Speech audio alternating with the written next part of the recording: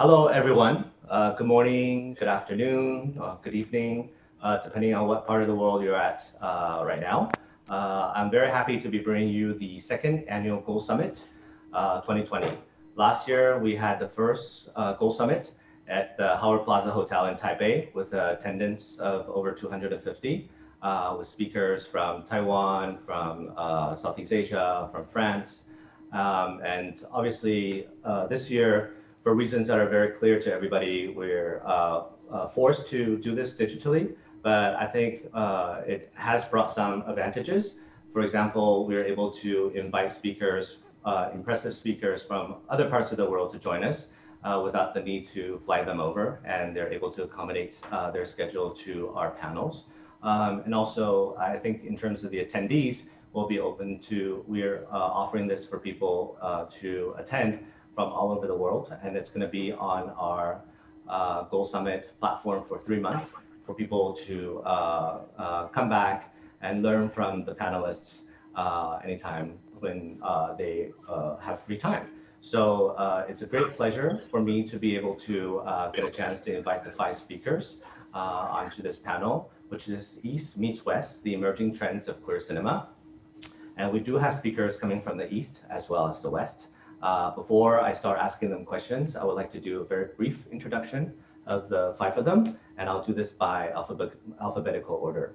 So starting with Bartholomew. Bartholomew is currently the program manager at the Berlinale Panorama. Hi, Bartholomew. And he's also the founder of the Exposed Queer Film Festival, which he founded in 2006. And on top of working at the film festivals, he's also an avid filmmaker and producer based in Berlin. Next, I would like to introduce James Woolley, who's currently dialing in from San Francisco. He started the position as the executive director at Frameline in 2019. Previously, he was based in Australia, where he's been involved with over 20 different film festivals there, doing all types of responsibilities from programming to marketing. And so welcome, James. Thanks for having me. Next, I would like to introduce Lisa. Lisa is currently the Queer Screens Festival Director at Sydney, which organizes the annual Mardi Gras Film Festival, which is happening in soon, right? In just a couple of months. In February, yeah. In February. Yeah. And she's also the board member of Queer Screen and has been the president, vice president, and membership director. So, hello, Lisa. Hello. Next, I would like to introduce Ray, who is calling in from Hong Kong, right? Ray is an old friend and also the founder of the Hong Kong Lesbian and Gay Film Festival. And on top of that, he is a well-renowned filmmaker whose latest film, Suk Suk, has been a festival favorite all over the world and getting nominations and winning awards left and right at the Golden Horse Awards as well as the Hong Kong Film Awards. So welcome, Ray. And last but not least, it's only alphabetical that you're being called to last, Srigar. We have Srigar, who's a filmmaker, activist, producer, and just a very passionate person who is also the founder of the Mumbai Kashish Queer Film Festival. And his latest film, Evening Shadows, has been debuted on Netflix in multiple territories. And I had the pleasure of visiting the Kashish Film Festival last year as it celebrated the 10th year and was very amazed by the community of filmmakers and activists and supporters that he has been able to amass in Mumbai and beyond in India. So welcome, Srigar. Thanks a lot. So with this panel, I would like to ask each panelist several questions for them to answer directly, after which I will open up to the panelists to ask further questions or share their thoughts as well. And towards the end, if time permits, I think there is time for any other issues or questions that I haven't been able to address that the panelists would like to raise. So without further ado, let's get started. And let me scramble up the alphabetical order a little bit by asking Ray the first questions. All right. Ray, I realized your first film, Cut Sleeve Boys, was in 2005. And since then, you've also made Front Cover in 2015 and Suk Suk in 2019. You're also based in Asia, but you studied film in the US. So I think it's very appropriate for me to ask you, in particular, if there are some trans-Pacific or transnational LGBT trends that you have noticed over the years. I think the interesting thing about most movies that comes from Asia, actually, somehow the movies are family related. Even though that, I mean, there's basically certain trends, within the LGBT film communities. Like, like a few years ago, trans were very popular. And then after that, then, before that, there was a gay marriage or gay parenting. I mean, you have that kind of topics that sort of like internationally are very popular. But within that, I think if there's Asian movies, even though they kind of tackle that kind of topics, there's the family values is always at the core of it. It's always very important, which some of the more like Western movies, if they are talking about the trans issue, it might not be related to family. But while in the Asian, somehow the family topics will always be almost at the core of it. So I think that is also a very, very important and very interesting issues, is that maybe even in the East now, with the LGBT rights has moved on, still there's very much about trying to get sort of like peace within the family unit. Is still very important in the East. In the West, I mean, you do have that as well. The family issues are also within the movies, but somehow it's not the main or only component. I mean, definitely LGBT characters and storylines are getting greater visibility in Asia, whether it's in Hong Kong or India or in Taiwan. We're thankful that the pandemic situation is well under control here. And surprisingly, even to myself, we have 4 to 5 LGBT themes and very overtly LGBT themed movies that are going to be theatrically distributed or have been theatrically distributed just in the last 4 or 5, within the last 4 or 5 months. And so it's pretty incredible. And you're right, a lot of the themes are still focused on family. But then I kind of want to start the conversation talking about the East and West, and talking about, there's the popularity of The Farewell and the popularity of the Crazy Rich Asians. Are the Asian American, and so there are more and more sort of like mainstream US films that are being done by Asian Americans. And some of it is even gay. For example, The Half of It by Ellis Wu on Netflix. Are the topics that are being discovered or being discussed by Asian Americans also focus on Asian themes, or have they moved along further to mirror more of what is happening in terms of themes in the West? I think, the movies that you talk about, like Farewell and Crazy Rich Asians, I don't know how they did in Taiwan, but in Hong Kong or China, actually, the box office were not that fantastic, actually. And I don't think it created as much of a wave as they did in the US, let's say. So I think to a certain extent, it's not really crossover yet. I mean, like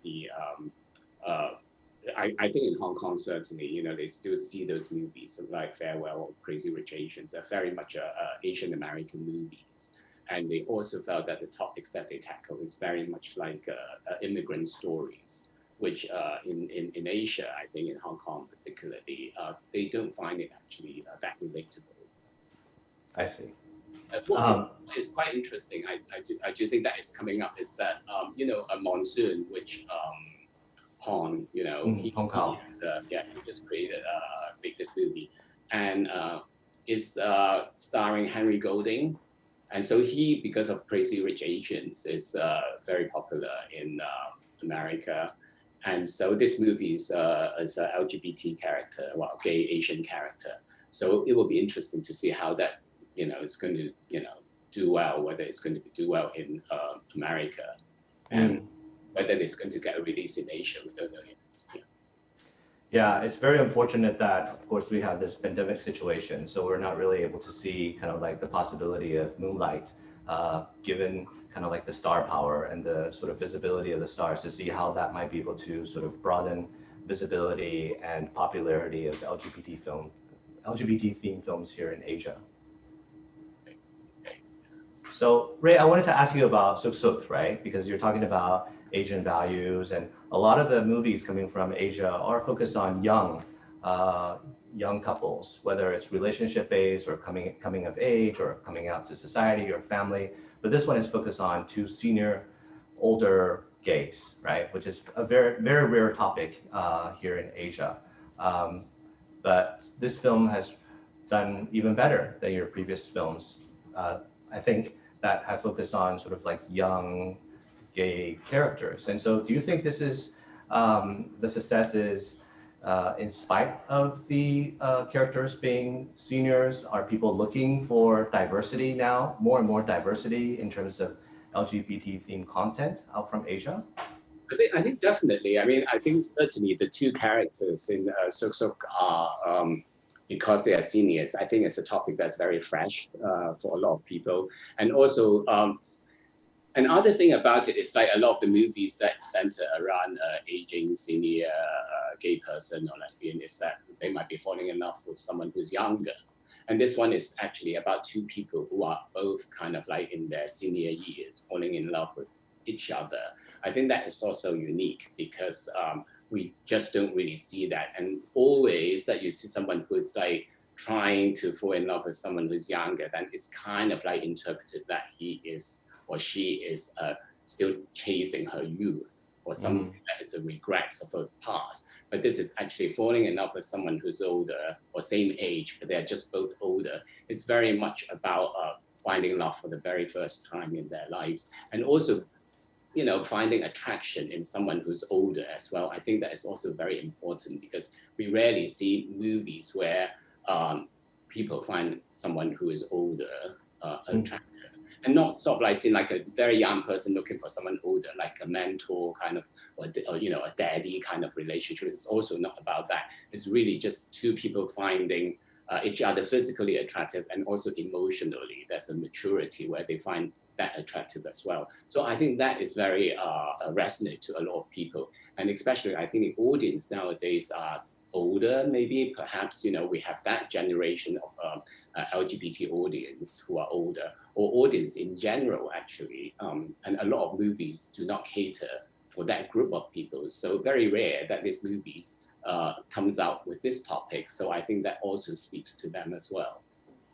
Well, it definitely speaks to me. And I think also probably that has to do with the fact that I'm quickly moving up to that age bracket.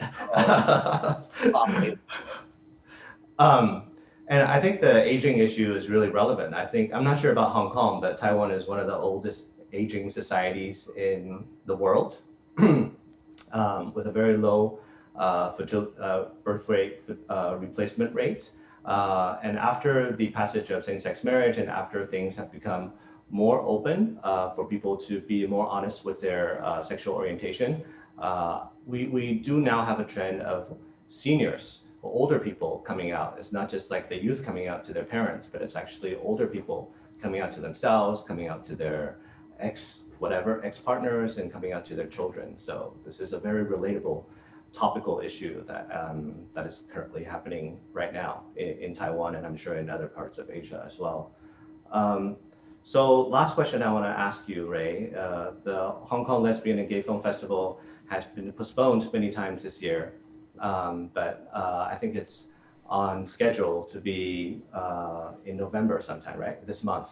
December. Oh, in December. Oh, sorry.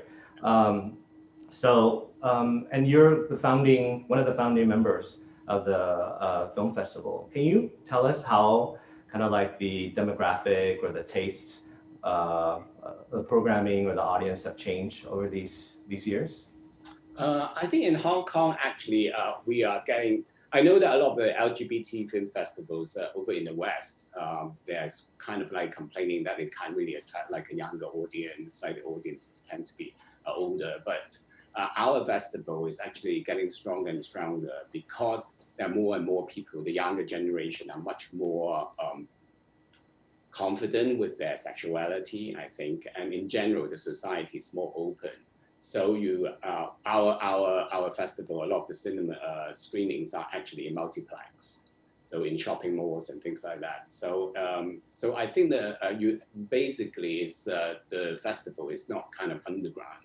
So you get a lot more people who are younger audience that come to watch movies, and a lot of heterosexuals as well. And especially, now LGBT movies are very varied and also sophisticated. A lot of them are very polished as well.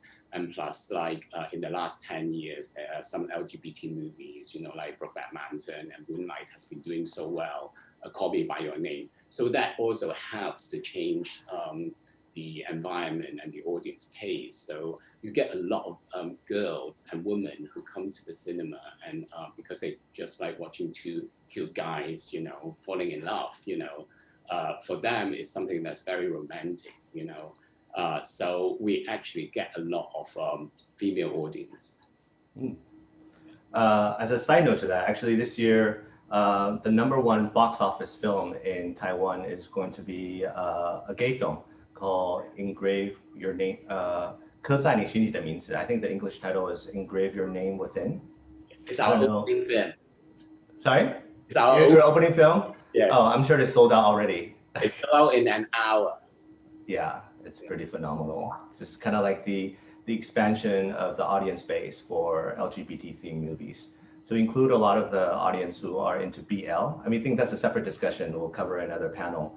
But the BL sort of genre is really attracting a lot of straight women aged from 18 to 45 to actually consume the content, whether it's online or in the cinemas, like in the case with Ray's Film Festival.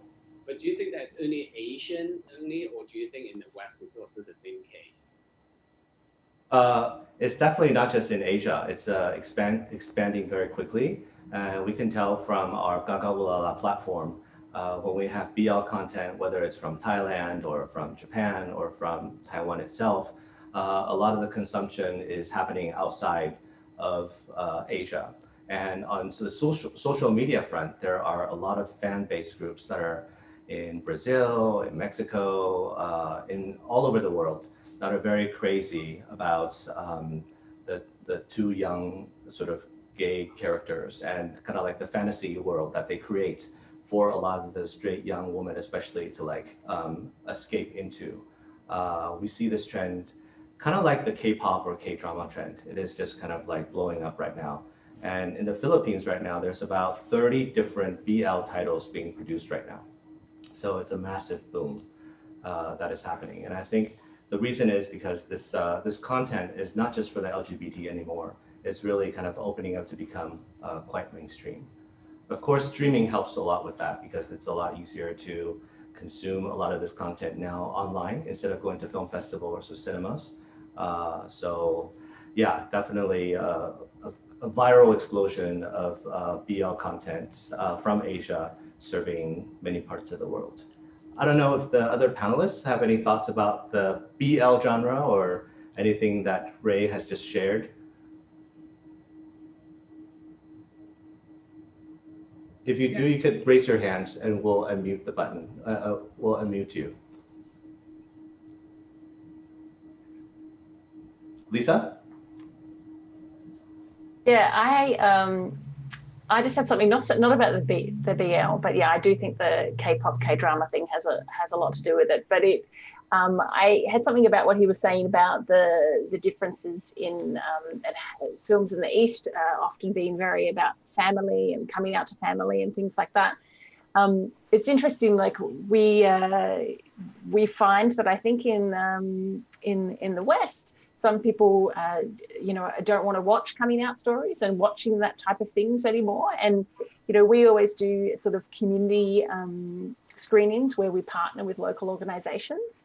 And one of the things that I found really interesting was we had a film, Billy and Emma, which obviously is quite a lovely kind of comedy. And then we had another film, Distance, which is a really, I think, a brilliant drama, both from the Philippines. And we just sort of found that people didn't want to come and watch Distance because it was a bit too close to home and too triggering and potential trauma of things that they've had through their own sort of lives with their own family. and they just we feel like in the West people are wanting to watch things that are a little bit more light-hearted and things that are a little bit more that they can escape to and not be reminded of past traumas and things like that.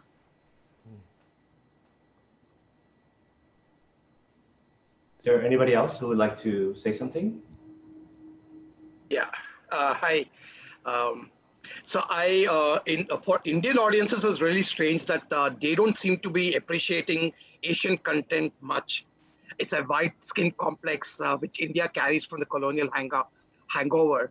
So they basically want to watch basically international films which are basically of white men, and that's really a sad thing because we want to show more Asian content, and I don't think our audience are really wanting to watch more Asian content, and that's really sad. I just want to bring that up.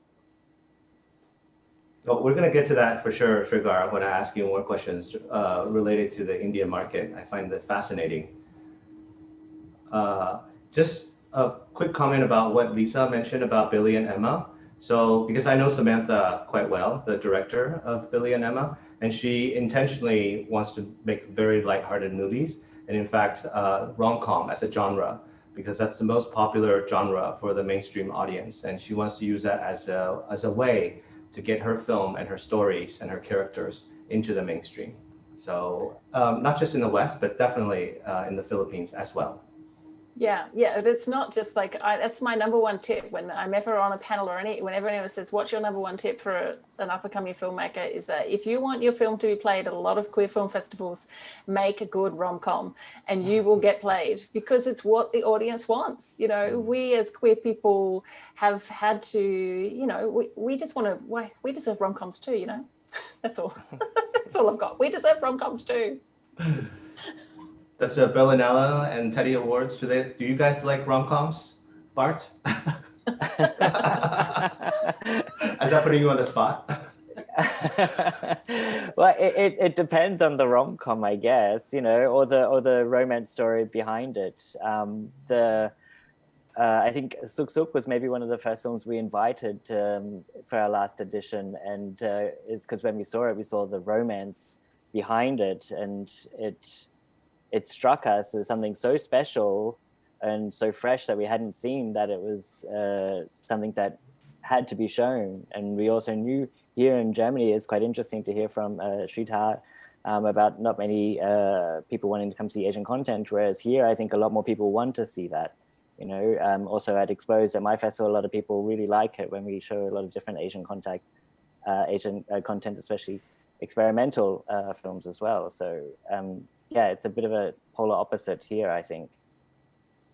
I think the positioning for the Teddy Awards and Berlinale in general is very different than most LGBT film festivals, which is playing to the audiences. But you guys are like breaking and sharing and global premiering, kind of like the breakthrough films or the must-see films, including LGBT films by prominent directors, or theme-wise something really relevant that you guys want to sort of focus on. So I think those type of situations, it's difficult to be rom-com all the time. Yeah, exactly. Ray, did you wanted to add something? I just want to say that in Hong Kong, it's a bit different. Actually, every year we try to get more Asian films because the audience are actually prefer to watch Asian movies. I think the Asian movies actually in general is better than Western movies. Particularly lesbian movies, Asian content is usually sells better than Western lesbian movies. Yeah, I mean, I have to sort of echo that as well. Having run this Gaga Ulal platform for the last 3.5 years, we have noticed, especially within the last couple of years, when we dug very deep to find the Asian titles from Myanmar or Vietnam or Philippines or where have you in Asia, even though they might not have the big stars and the high production value, but actually they have much better sort of views and ratings than a lot of the well-known established films, whether it's on the festival circuit or even commercially successful films. And I think the audiences here in Asia are really starving for characters that they can more relate with. I think it's one thing to really ogle at beautiful bodies and like very handsome faces, but after a while you kind of want to find stories that's more relatable to you and your current surroundings and your current sort of circumstances and situations. I mean, ideally, it can be packaged in a way that's more lighthearted, because we also do see that very dark or very serious films also don't do well, maybe especially on a streaming service. But yeah, definitely feel like Asian audiences are looking for stories that they can more directly relate with, instead of just eyeing the beauty on the screens. And India is definitely very difficult for any Asian content other than South Asian content to tap into. It's been a very challenging market for us to penetrate. So let's move on to James. Hi, James. Hey. So as an Australian who has worked numerous film festivals in Australia before joining San Francisco as an executive director of Frameline, how have you discovered the similarities and differences between the preferences of LGBT content of Australians versus Americans? Yeah, look, for me, the biggest thing is that Americans love American product. So they're very introspective. They really love to see an American take on a social issue or an American take on a romance. And the real priority is to watch American product. And that differs for me a lot from Australia, which is such a country looking at the outside, looking at America, looking at England, looking at Asia. It's a really different thing. When we're programming festivals in Australia, it's like, oh, did you see the new German film? Did you see the new Hong Kong film? Like, it's all about the rest of the world. But here in America, it's half the conversations are really about American film. And that is just such a very different perspective. But, you know, putting that aside, I'd say what sells well is pretty similar in both countries. You know, the sexy movies do very well. You know, the movies that hit the right political notes do very well. Comedies do very well. And I'm really thrilled to see in recent years, the audience award winners are often films that come from the Asia Pacific region. This year's audience award was from New Zealand with a lot of Maori characters in it. And the year prior was from Vietnam, which was Song Lang. And our audience here really love those films. And the people that are coming to them are definitely, you know, Asian audiences, but also the huge diversity of San Francisco are all coming to see those films and really enjoying them. And it's really quite exciting to see that happen. And so I love our festival for, you know, wanting to see films from around the world, even if it is a little bit less than the Australians do. Mm. So James, just to make sure, when you're talking about kind of like the preferences of the audiences, you're talking specifically about the Frameline audiences or America in general? I suppose I was talking Frameline audiences more than anything there. But I think a lot of those parallels do play out across what's released in cinemas and what does well. American content dominates, of course, with exceptions. We all know how well Parasite did, for example. But it really is a very internal facing industry, which is fascinating. Just to dissect that further a little bit, because America is such a big market and there's so many titles that are being produced out from the US every year. Is a part of this introspective look because of the community building aspect of Frameline to serve kind of filmmakers or content coming specifically out from California, if not from the greater Bay Area, San Francisco? Yeah, I think in part it definitely is. I think a lot of it also is just the population of this country and the amount of product that's made means that they can go to a festival and see only their own voices being American voices.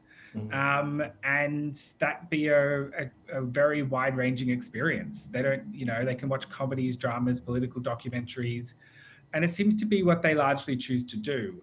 The world cinema does well, but it definitely is not quite as popular as US titles. Okay.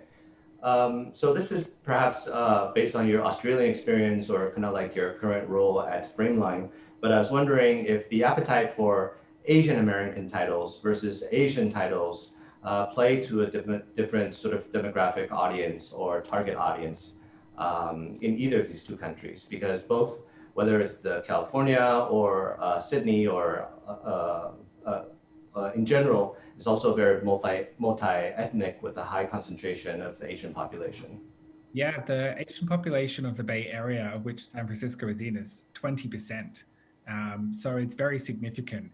And watching Asian American stories is extremely important. And one of the largest festivals in this city is actually an Asian American film festival, where almost all the films are Asian American stories with a sidebar of Asian stories.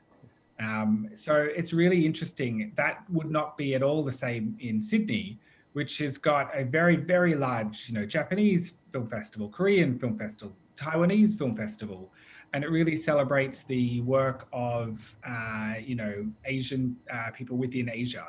But here it's much more about that Asian American experience. And the films that are screened at that festival do very, very well and are really well attended, and the community is very supportive. It is just slightly different.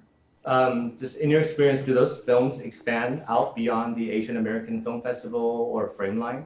I mean, the Asian LGBT films, like for example, you mentioned Song Lang. Do they get greater distribution or greater interest beyond the film festival circuit in the US? I would say some. And it varies by film. I would say the smallest, yes, the smallest budget ones, perhaps not. But you gave a great example before of The Half of It, which is on Netflix, and that was a huge hit for them. I think they saw 30 million views within that first month or so. And that was, again, a very commercial looking film, but that had immense success. But the smaller films do fine. And I'm very grateful for distributors such as Strand Releasing, who put out a large number of titles in this country, which are from Asia or feature LGBTQ plus experiences, and do very well out of them, and certainly make a profit, and certainly make sure those films are seen. Yeah, The Half of It is pretty phenomenal in terms of the views. But I think behind it, catering to the YA audience and making it a rom-com taking place in a small town in the US really have like these elements of making it, of creating a mass appeal, at least in the US market. Lastly, because the Frameline this year just concluded, I was wondering if you could share with us on some of the learnings of how you transformed from like a physical film festival that is such a tenet of the community to kind of digital, and how that went overall. Yeah, it was all learnings. I felt like we reinvented how to do a festival in 1 year. But do you know what? Our North Star was to actually make sure the experience that a customer had felt like they were still coming to Frameline. And that was what really made our festival feel very special. And we did really well and had great attendance, record attendance, actually, biggest attendance we've ever had, which was amazing. But we made sure that the films had introductions from the Castro Theatre, which is our core venue, before each film. We actually have an organist who plays at the theatre as well, and we recorded the organist, and that played before the films. We had Q&As for every film. We really made it grounded in that experience. And that really was appreciated by our core audience, especially those that have been coming for decades, and really could appreciate feeling as if they were coming to a festival and not just buying a movie on a VOD platform and then watching it. Like, they still felt a connection to community, and they still felt grounded in a certain place. And that to us was the biggest success. But, reaching audiences in a digital landscape, it's really quite fascinating. It's not quite the same that we would normally do. Gaga Ulala, I'm sure, does a great job. You've just been through years of learning how to do that, and we had to turn that around in a couple of months and work out how to put on a great event and attract that audience. But we still stuck to some very simple things like a program guide. We still mailed that to everyone's house, and it worked. Our loyal audience returned, and we found new people from all across the country. And I'm actually really grateful that we, we're living in a time when we can pivot to digital. If this had happened 10 years ago, we would have all just shut the office and said, see you next year. But we managed to do something really special. And I know pretty much everybody else in this panel has too. And we'll never forget 2020. We'll never forget all this work. Well, Filmline is very close to my heart because I grew up in Davis, California. I went to school and worked in the Bay Area. And I've been following the sort of Filmline digital development and transformation very closely, and you guys did an amazing job. But what if 2021, let's say, the pandemic is completely under control? Is there no going back to how it was before in 2018?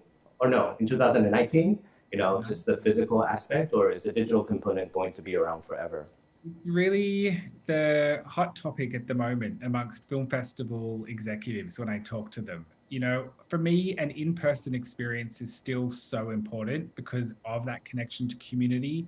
And nothing is better than watching a funny movie with other people who laugh.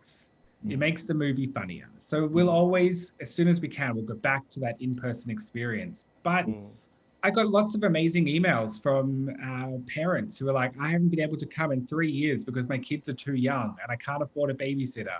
Or people who live in small parts of the country who are like, I'm so pleased that I could watch 7 films this weekend and I never would have normally been able to do that. So we want to continue providing a digital option.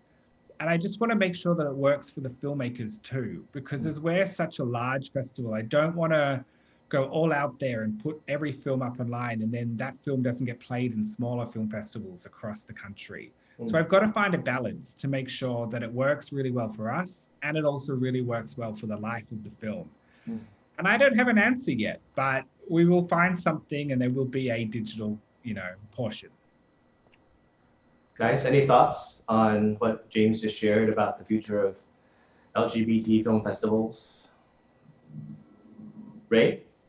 I just wonder, because I don't know, 6 or 7 years ago, I spoke to some LGBT film festivals, particularly in America, and they tend to say that, well, we are unable to attract the younger audience. So do you think with the streaming and virtual, do you think it's actually you are able to attract a younger crowd into the, LGBT film festival now? I believe yes. And I think that Sydney's Mardi Gras Film Festival is a great example of it. The age diversification that happened over a 7-year period, I think has been really impressive. There's work to go, of course, but I think with the right strategy, the right marketing, the right films, age diversification is very possible within LGBTQ+ film festivals in the West, but it requires investment. Anybody else want to chime in on that? Lisa? Yeah, well, you've kind of answered all my questions for me, James. But yes, I mean, it is. There has been a big change probably in the last decade in terms of Sydney's audience. We obviously I think going back maybe 7 years ago, like our core group of audience was 45 plus, but we've now pretty much got a split across that. We still struggle to attract under 25s, but the 25 to 34 range is basically the same as the 34 to 45, and then the 45 to 50, like they're kind of evenly split, which I've kind of kept that going from the great work that Paul and James did before they both departed for Frameline. But in terms of I just wanted to add something about and ask if James notices as well. I know that Ray, you mentioned before that obviously lighthearted films tend to do quite well on a streaming service, and I found that as well. We just had our second festival, Queer Screen Film Fest in September, that we did mostly online. But one of the things that I really noticed was we played a film called Moonlit Winter, which is from Korea and partially set in Japan as well. It's a beautiful lesbian film, and we attracted a far wider and larger audience than we would have had we have just screened that in a cinema. And whether that is through the fact that people were more comfortable being able to watch it at home and not having to come to the cinema and come to a queer film festival, maybe the reason, I don't know, but we probably got at least double the amount of views of that film than we would have had we had screened it just regularly in the cinema. And I found that really interesting. Art? Yeah, to Lisa and to James, do you think this was also because of the pandemic and the shutdown, everyone's starving for content? Is this also maybe a reason why the numbers were up as well? Do you think this is something that could have possibly driven up? There's a lot more people that really are starving for content and culture, and yeah, this is just my question for you guys, because I think we had that with some extra screenings we had for Exposed here as well. The numbers were way up as well. And I was always like, why is this now? Is this because people are starving, or yeah? Yeah, I think so. I think there's also, a bit of a worry that people might get fatigued by a streaming festival. James can probably answer this a bit better than I, because they did do some screenings in June and then some screenings in September. And so I'm going to handball to him because he might be able to talk about the difference between what happened in both of those. For us, it wasn't just that, like the climate in June was so different to September. We were really feeling like the pandemic was led to less ability to move around, less ability to go anywhere. It was cold because that's what happens in San Francisco in that month. You know, it was quite, you really felt like you were spending your time at home and you weren't doing anything. But by September, Americans, especially in this city, were out and about, running around. And I felt so different putting on an event. Also, there had been so many queer / mainstream film festivals that happened, whereas in June we felt we were a little bit on the edge of being out there putting one on up very early. But by September, everyone's like, oh, I know how to do this. I know what's going on. What's your window for how many films? Great, I know what to do. I'm going to do this schedule. And I found that people had become really experts at it, and they had kind of started to get used to it. And that was really interesting too. So it was radically different. But I think for saturation, because so many American festivals postponed, there was just an insane amount of festivals between, say, August, September, October, that I couldn't keep up. And I don't know how a dedicated audience person would keep up either. There was just endless festivals. And I really felt like that, the further through those months you were, the more likely to have fatigue. And the same films were accessible in different markets. And I don't think that's necessarily bad. I don't think having it one market cannibalizes another. But I think for some people, they were like, am I going to see it at this festival, that festival, this festival, or that festival? And they all just got a bit overwhelmed. Interesting. And what about then, you were talking about like you had to choose which films you would stream so that they would still be eligible for other festivals in the States. Is that like a rule with other festivals, once a film is streamed, that they don't want to screen it at their festival? That's definitely more of a traditional type of thinking rather than maybe this new 2020 reality. But yeah, traditionally, if festivals felt like you had exploited the title, they'd be less likely to play it. And does putting a film available nationally mean it's less likely to be seen? And so they're just considerations. And you know, maybe 2020 has proven it doesn't matter as much, because some films do play in multiple markets just fine. Yeah, I personally feel that I think that people are worried about that when they may not need to be worried about that, because we don't have an endless source of marketing dollars. So, you know, we have loyal audiences. We all have loyal audiences at our festivals, and they, you know, may not know that, you know, a festival in Melbourne is playing the same film that I'm playing, and they played it 3 months ago. They may have no idea that happened. So I think that there's a worry that people have that is possibly not necessary. Trigar, are you there? Because the Kashish also concluded recently. I was wondering if you could also share some of your experience from going from offline to complete digital in a market as big as India. So, yeah, I mean, that sounds like it was very challenging for us to go online per se. We did it in just 2 months, but it was a very new experience, obviously. But it was a bit strange because we lost a lot of audience who basically came to the festival just to network. I mean, that's a huge thing, because like people do not have much opportunities in India the LGBT community to network with each other. And our festival offers a safe space for people to meet each other. And also for non-LGBTQ audience, we have almost 30% of the audience who are non-LGBTQ.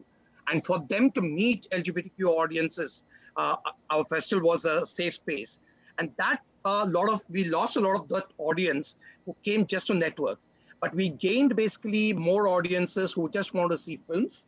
And so basically it was a balancing act. We basically retained the same amount of viewership, audience members in the past, but we didn't increase it drastically. I was hoping that we were able to increase the audience footfall drastically because we opened it up to the world. Our festival was the first in India to have a full slate of new films and also open it to the entire world. We managed to kind of keep each of the films for 24 hours for anybody across the world to watch the film. But so we hope that like it'll be more, but like we just kind of had the same number of registrations and same number of footfalls. And but it was, we would say that like considering the times we are in, that people don't want to really watch film festival. Who wants to watch film festival when Corona is your head, you know, and everything is locked down. But we are really happy that people supported the festival and came and watched films. And for a lot of people, what was interesting was at the festival, they would watch maybe around 5 or 6 films. In the online event, they watched almost 30 films or 35 films. The number of films they could watch sitting in their own homes were much huge compared to when they came to the festival. So that's been just a small learnings. I'll talk about it later. Okay, but just on that topic, I think it's very interesting that you open it up not just for India, but also globally. So at the end of it all, like what percentage was international and what percentage was India, roughly? So yeah, we just managed to tally that. Like I think out of the entire thing, 30% were global audiences, 70% were still Indian audiences. Yeah. Okay. I think like India is very different than, let's say, Frameline or San Francisco because there aren't that many LGBTQ film festivals. There's only a handful where there are probably hundreds in the US where, you know, doing digital streaming could potentially cannibalize each other. But so perhaps it's just because it was put together in such a short period of time to continue having a film festival at all with Kashish that the name wasn't able to, or the advertising or sort of the marketing didn't able to sort of like create its whole awareness. The marketing period was too short.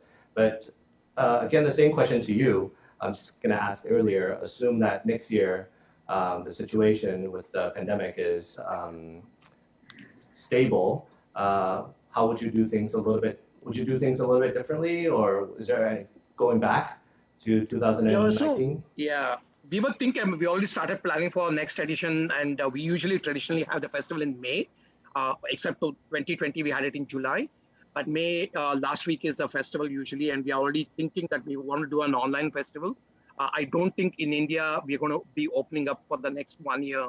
Theaters are opening up, but we don't want to take the risk of putting people under pressure per se to come to the festival, and we don't want to spread any infection. So it's still very tricky.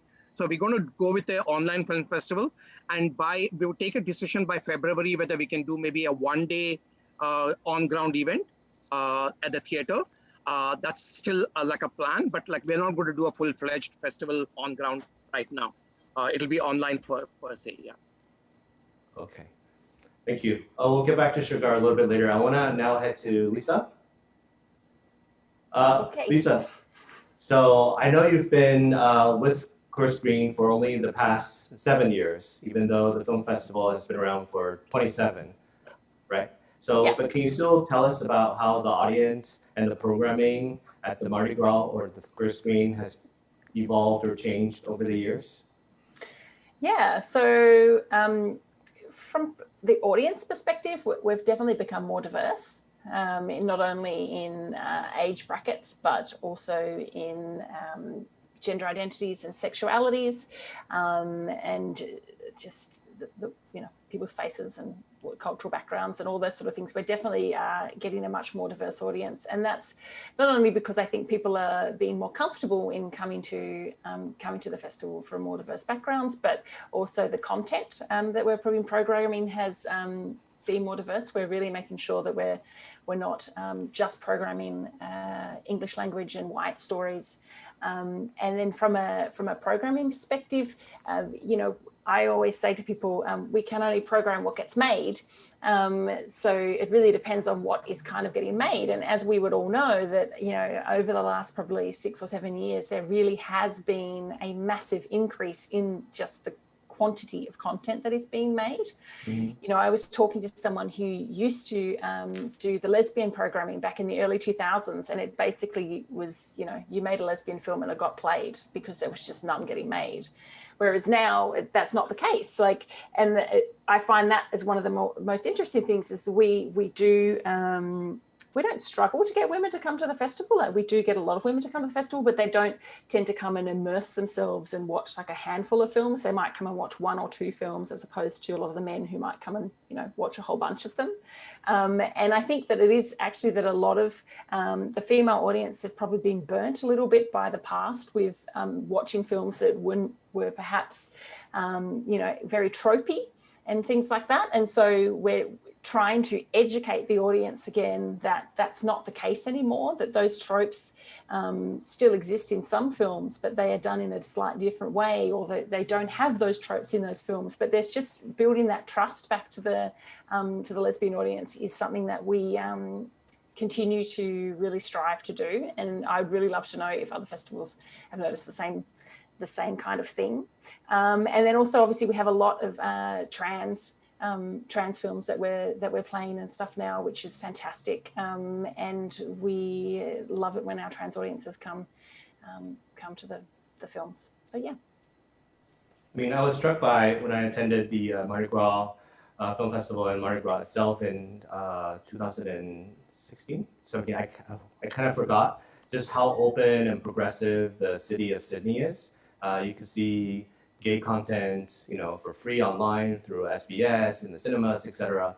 And I'm wondering what type of environment, how that environment kind of creates a different sort of strategy in terms of demographic or programming for a film festival like Mardi Gras, since there's already so much content that can be consumed on kind of like the mainstream platforms or channels, rather than that kind of forces you guys to be more focused on content exclusively for the LGBT community, or still to program content that would have a wider appeal that can draw in the crowds outside the LGBT community as well.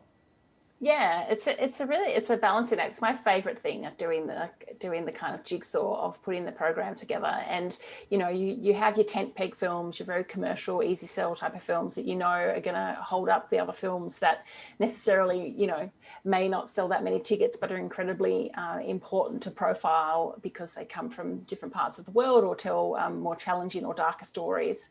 But yeah, like getting distribution for a film in Australia is really difficult. So a lot of the time, we'll have films that might have had a very small distribution run, and we will still play them because we often will have that we're the only way that people will find out the film that film actually exists.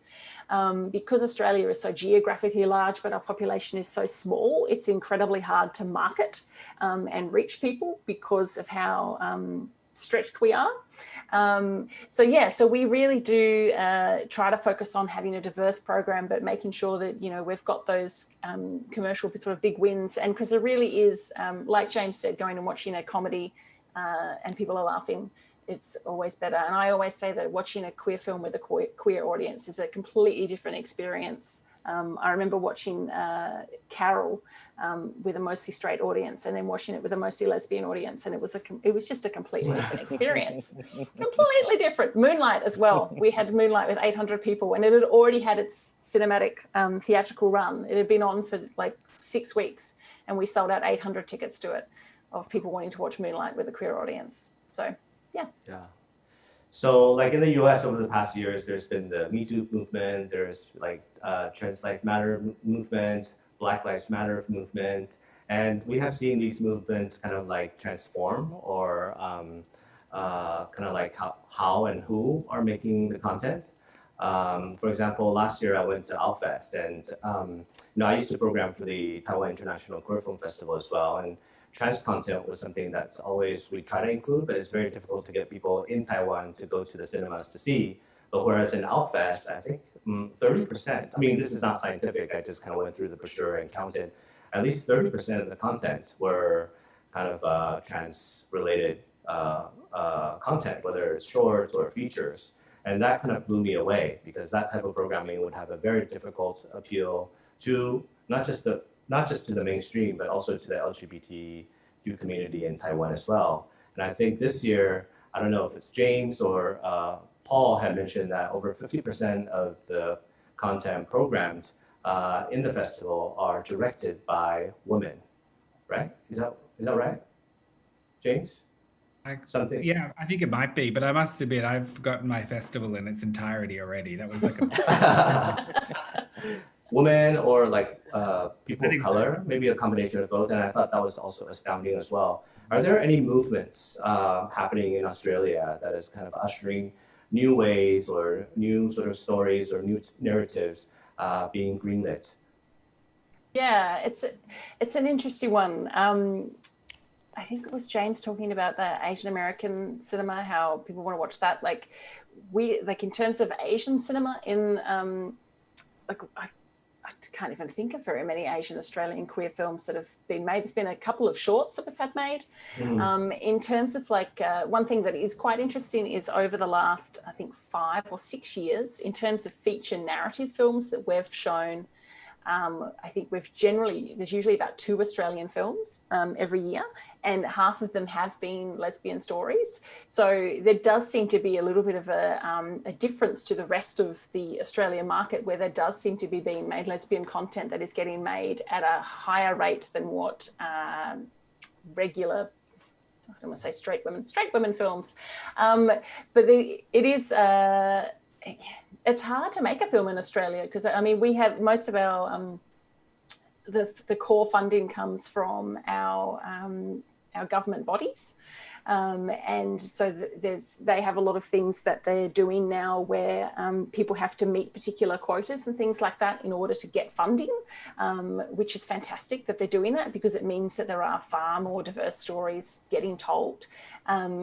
But it's still a long way to go. There is still a long way to go. Our television, for instance, other than SBS, is incredibly white, and we are not an incredibly white country. So I think that that is probably the major thing that needs to change is the amount of whiteness that is made in Australian content. Would you agree, James?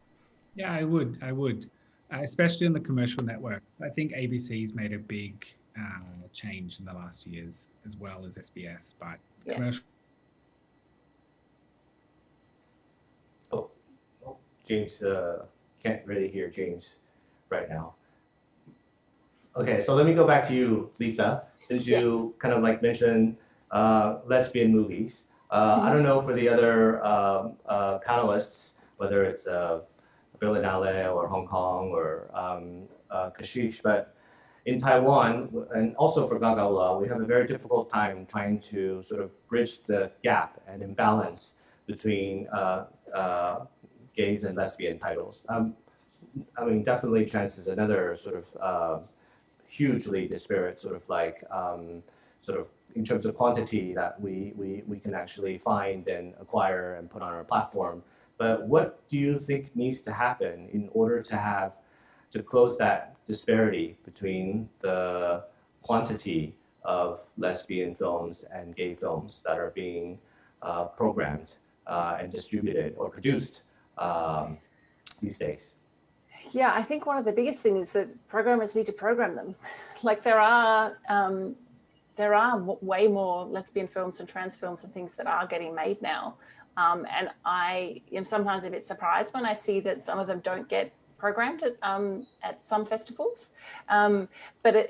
But I think that, you know, like I think you said earlier, a lot of LGBTIQ film festivals are quite focused on the audience. And it's that difficult thing of like, you know, if you build it, they will come. And, you know, as I was talking before, we still struggle to get women to come in huge numbers. So it's just that thing where you have to kind of invest in it. You have to go, okay, well, I'm going to make sure that there's either parity or I've got a certain quantity of lesbian films, and so that the audience can can trust that there is that quality film that is going to be made, because they are there. There's definitely not as many as films about men that are being made, and I don't know what festivals could do other than just programming. If the film is quality enough to just program it, yeah, I guess. I mean, Bart? Oh, sorry. Yeah, I was just going to say, I think as well, the change needs to start at the commissioning part of the production process. You know, the commissioning editors, the funders need to actually do what, Lisa, what you said they're doing in Australia now, is have like this quota of, you know, what people should be allowed or allocated funding, you know, what stories should need to be told. And I think, you know, to make a change here, this is where the change needs to start. The people that are actually doling out the money. Yeah. Anybody else want to chime in on this? Yeah, I want to just, Sridhar? yeah, hi. So basically our audience is basically almost 70% gay and just 25% lesbian people, women, actually men and women, 70% men and almost 25% women. And that creates a huge imbalance. But we have been programming almost like 40% of our programming is lesbian content. So we always had this huge lesbian content, but not sure whether the audience are going to come and watch them, you know. But surprisingly, like we have been very lucky that like the gay audiences also wants to watch lesbian content, and that for us has been good. So we continue to program more lesbian and bisexual content, much more than so almost 30% like that. So it's pretty good. But the other thing is like this year we focused more on the QIA plus, TQIA plus per se, apart from the lesbian and gay content, you know.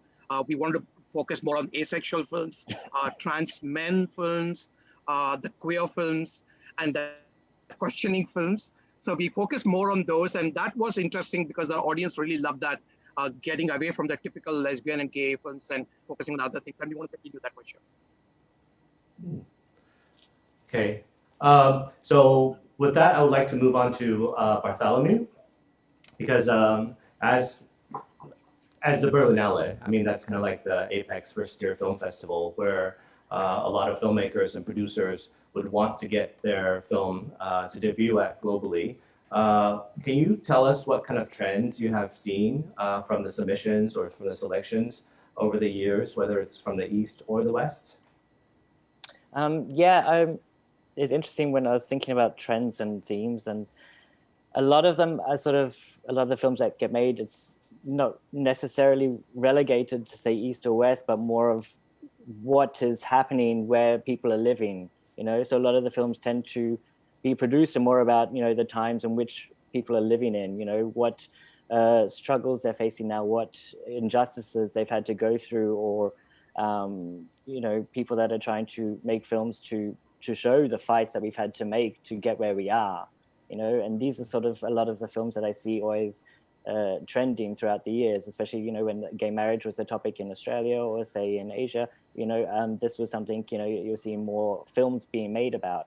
And I think that's sort of the sort of thing that, you know, society sort of reflects or dictates a little bit what stories we're kind of telling or wanting to tell or needing to tell, especially as a community. You know, it's important as well for filmmakers to have this opportunity to actually tell their stories, to sometimes make a difference in sort of an activist sense.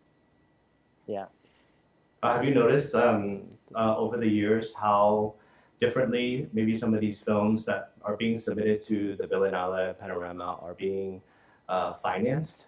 I mean, are they still mostly kind of like with the independent streak? Or, I mean, I ask this question because there are a lot more funding behind LGBT titles now, with Call Me By Your Name, with The Half of It, with the Band Play On. I'm wondering if that has somehow changed kind of like the content that is being submitted to the Berlinale Panorama for consideration.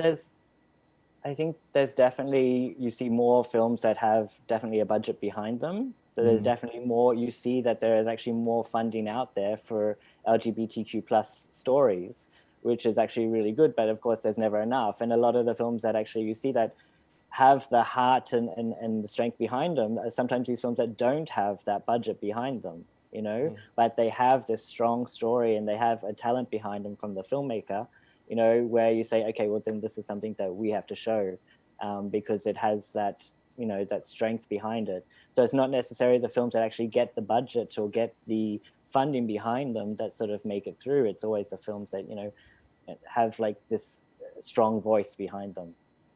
Right.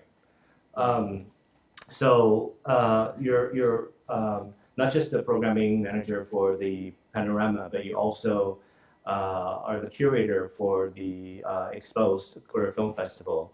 And I'm just wondering, because this debate's been going on for many years regarding kind of how the streaming services such as Netflix and Amazon that are just premiering their content directly on the platform is influencing or changing kind of like the programming lineup for kind of like top tier film festivals like the Berlinale. And the streaming platforms are definitely putting a lot more money to creating, whether it's movies or series, onto the platform. And I'm just wondering if that kind of like financing and if that type of commissioning is somehow altering the film festival's selection process. Like, would you be more inclined to not include these titles into the programming lineup, whether it's the Berlinale Panorama or the Exposed, because they're already getting a lot of exposure through their streaming service? Yeah, I mean, that's the interesting thing. It always depends on what catch or clause is in the contract from the streaming service. If they say, your film, we commission it, we give you all this money, and it has to stream on our service first, that will then make it kind of ineligible then for the Berlinale. Whereas for Exposed, we show films that have been shown years before. We don't have like a border basically on the sort of films that we show. We show films that have played in many festivals for over the years. We don't have like a premiere status limit to our films that we show. So a film could show online and we would still show it in Exposed if it fit within our program, if it had something that was slightly experimental or non-normative in the way that the story's been told. So from a programming point, from Exposed, to see more films getting funded by different streaming services is kind of like a gold mine, because then you can really do a lot of research, and that's kind of how our festival is curated, through a lot of research. We don't have an open call for submissions or anything like that. But yeah, for Berlinale, I think that's sort of it's a different story. You know, we have the films have to have like a premiere status of either a world premiere or an international premiere or a European premiere. So it's a bit different. If it's then streamed globally on a streaming service, then it would not be eligible anymore. Right. I'm also curious from the point of view of a programming manager from the Berlinale, whether you've seen kind of like a dramatic increase in any part of the world where there's a lot more submissions or a lot more content that is being submitted to you guys. Sorry, I keep moving around. I'm sitting on the floor and my leg keeps on falling asleep. And the light keeps changing because the sun's rising here. So it's like, I have to apologize for this. To the question again, it's interesting. There's always interesting content, a lot of content coming out of Brazil. This is something that we've seen that's quite strong, actually.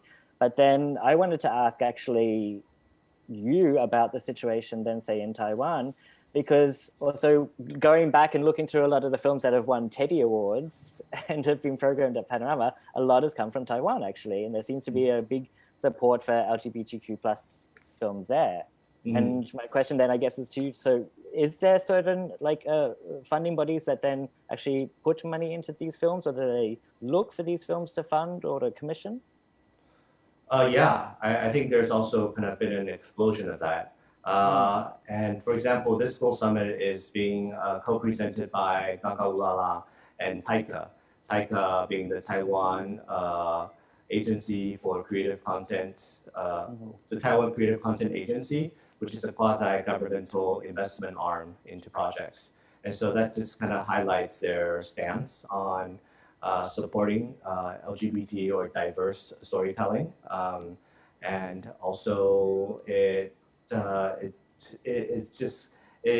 of how should I say this? So if you look at the various governmental sort of film fund support that have been received by different projects over the years, you see an increasingly high percentage of them being LGBT films, whether it's transgender or gay or lesbian or involving gay families, as Ray mentioned.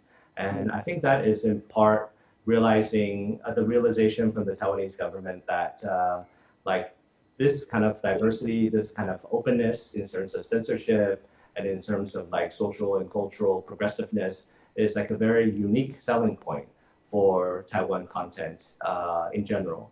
Like it's not so easy to do this in other parts of Asia. And there is definitely a great demand for more diverse content to be consumed, not just by Asians, but by audiences across the world. I mean, we only need to look at like TV channels or streaming services in the West and how diverse and how LGBT infused they are. Like even if it's sci-fi or horror or suspense or crime or rom-com, I mean, if it's not the main character, then it's like a side character or a subplot. And so I think the Taiwanese government is realizing that this could be a great way for Taiwan to find its own niche in terms of storytelling, and also as a great way to become a hub for where a lot of the producers or filmmakers or actors looking to be more involved in these type of projects can find distribution and can find funding. So it's definitely expanding the definition of what made in Taiwan content is. I think there's kind of like an open call for filmmakers from all over the world to come to Taiwan because of the pandemic situation is relatively stable here. We do see a lot of people who are coming to Taiwan to scout for locations or to just get away from the COVID situation. I think there's a rough number of like 3 million people who are quote unquote COVID refugees in Taiwan, meaning not real refugees, not to make light of that, but people who have left the US or Europe or China, or either Taiwanese or foreigners who have come to Taiwan to kind of like be in a more controlled public health situation. And that's also fueling a lot of investment and a lot of interest in this part of sort of like content creation as well. Sorry, that's a very long-winded way of answering your question. No, but it's good. It's good to have this sort of information, because I was really like wondering, okay, well, then what is it behind the content there that's getting this stuff created, you know? So thank you. Yeah. Yeah, and the audience base is definitely opened up. Like I mentioned, the #1 box office is like a gay film. Probably a couple of the top 5 box office films this year are going to be LGBT themes. And the actors and directors, they don't shy away from taking on these roles because of stigma or because of a backlash.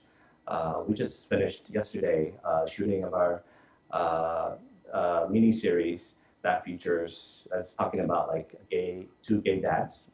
It's a romantic comedy, and it features one of the more well-known TV stars. And he was very happy to shoot this at Pride last weekend, where 130,000 people on the streets could see him making out with his, partner in the show. And so I think that goes a long way to show kind of how far Taiwan has come as a country, as an industry, and as an LGBT community in terms of gaining awareness and acceptance from overall society. Wow. So, okay, so with limit on time, we're going to move on to Sugar. And Sugar, you've actually answered a lot of questions I had for you, but specifically, I wanted to ask you about so last year I attended the Kashish Mumbai Queer Film Festival, and that was 1 year after the striking down of like 377A, which is a bill that banned homosexuality. And to me at that time, it seemed like there was kind of like a renaissance or blossoming of people who are making or distributing LGBT themed content. Let's say your film, for example, Evening Shadow, Made in Heaven by Amazon Prime, and how I felt when I kissed that girl, which was widely distributed or theatrically distributed in India. So how have things developed since then, 1.5 years roughly ago, in terms of content distribution and content production for LGBT materials? Yeah, so I don't think seeing a huge burst of new content post the decriminalization in 2018. Things have been pretty much the same, would say, what has been in the past. In terms of, I would say, when we were programming for Kashish 2020, we just basically received the same number of entries. We received 60 Indian LGBTQ films, out of which, that's a lot of numbers, per se 60. We never see them otherwise in the mainstream space. So we programmed 30 of them in 2020. And, but like what we are seeing is like, I mean, we are not seeing any mainstream films apart from in 2019. There were just 3 mainstream LGBTQ films which are released. Evening Shadows was one of them and 2 more. But in 2020, of course, nothing has been released because the lockdown started pretty much early. But like basically the OTT platforms have been more progressive and more, I would say, kind of making more LGBTQ content. I mean, I would say Made in Heaven is a classic example. And then 4 more shorts, part 1 and part 2, which is on Amazon Prime again, has been really a very, very beautiful portrayal of lesbian relationship. And that was very welcomed per se. I mean, it's not, the series focused on 4 women, but one of the strands is basically about a lesbian woman and her relationship with another woman. And that really worked very well. And it's been nominated for Emmy Awards for More Shorts, Please. So that has worked. But I would say that like there's been a lot more smaller OTT channels which has opened up, which are making these LGBTQ content, which are pretty sleazy. And that's the flip side of basically opening up the opening up per se, that people are making much more, I would say, fast to consume, sleazier. And I would say these are not being made by queer community at all. They're just being made by the non-queer community cashing in on the recent opening up the LGBTQ community dialogue per se. And that's really sad. And we just don't want to go anywhere near that. But I'm sure these are just fly-by-night kind of operators will fall by per se. Good content will always be there for sure. So we are still not being able to see a huge rise in content. Maybe it's too early. It was almost 2018 September, just 2 years. We just hope more and more people. But I think during the Kashish Film Festival, we have had conversations, like a panel discussion with platforms and producers of mainstream content, whether they would want to go and fund LGBTQ content or not. So their typical answer is like, if there's a market, we'll fund it. So I don't know whether there's a market yet in India for LGBTQ content to be consumed publicly. Festivals is a different space, or online is a different space. When you go into a theatrical space, would people want to come and see LGBTQ content in theaters? So I would say not yet. It will take some more time. I'm sure it'll, I would hope that like within a couple of years, it'll be more normal to see an LGBTQ film in a theater. But in the meanwhile, as I said, OTT platforms are the way forward. And also in India, we have a very strict policy of censorship. Anything to do with homosexuality is adulterated immediately. Even if you just talk about it, you don't have to show any intimate scenes or even anything at all. But even if the subject matter is homosexual or transsexual, immediately it gets adulterated, which decreases the potential of its release. You cannot show adulterated films on television. Theatrical distribution is also a big problem. So that is a big problem. So the censorship laws does not apply on OTT platforms. So that's why they have a more free hand, and hopefully it doesn't come through. I hope OTT platforms are being not censored at all. But right now it's not, and that's reason OTT platforms can be more experimental, more progressive, more pushing the boundaries, and they can experiment with a lot more different content than just coming out stories or the gay romantic stories or lesbian romantic stories for sure.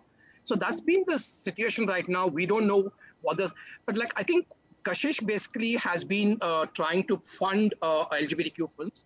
This year we opened up a call for scripts, and we received around 24 scripts, out of which finally shortlisting 5 and 1 script is being funded. So we basically want to fund all the other 23 scripts. We just want to get money to do that. Like, and they're beautiful scripts. It's just that one could be the winner of the contest. So we need more producers who back these films, and also more avenues for distribution.